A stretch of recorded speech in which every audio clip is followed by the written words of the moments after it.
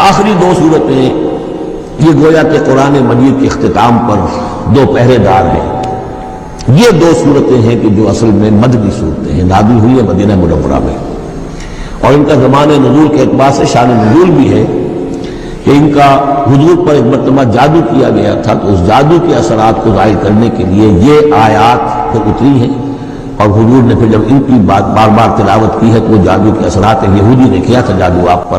جس سے آپ کو چیزیں بھول جاتے تھے، کافی آپ کو دیکھنے میں تکلیف نہیں ہے۔ صحیح بخاری کے اندر یہ روایت موجود ہے۔ ہمارے جدید کچھ نیشنلسٹ ہیں اور جو خاص طور پر منکرین حدیث ہیں، وہ سمجھتے ہیں کہ اس میں توہین رسول کی کہ جادو کا اثر ہو سکتا ہے۔ رسول بھی اس اعتبار سے بشر ہوتے تھے، تلوار کا اگر کاری زخم پڑا ہے تو خون نکلا، اور خون نکل گیا تو گرفتاری ہوا، گرفتاری ہوا تو بے ہوشی بھی ہوئی۔ یعنی یہ جسم جو ہے ان کا، اس کے اعتبار سے جو بھی بخار آپ کو چڑھا ہے، بخار میں تکلیف ہوئی ہے، عالم نظر میں نہایت شدید تکلیف ہوئی ہے، تو اس حوالے سے یہ نہ سمجھیے کہ وہ بشریت کے جو نوازن ہے وہ ختم ہو جاتے ہیں، لیکن اللہ تعالیٰ کی طرف سے انہیں ایک مقام ملا ہے، ایک عصمت ملی ہے، ایک بزرگی ہے، وہ اپنی جگہ پر ہے۔ تو جادو کا وہ واقعہ بالکل صحیح ہے جو ہوا ہے،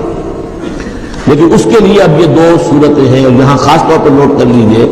کہ یہ معوذتین، یہ ایک صورت بھی ہو سکتی تھی، لیکن قرآن حکیم میں جو عام مزاج ہے کہ صورتیں جوڑوں جوڑوں کی شکل میں ہے، تو دو حصوں میں تقسیم کر دیا۔ اور اس کی تقسیم کیا ہے؟ ایک وہ چیزیں ہیں جو انسان پر باہر سے حملہ آور ہوتی ہیں،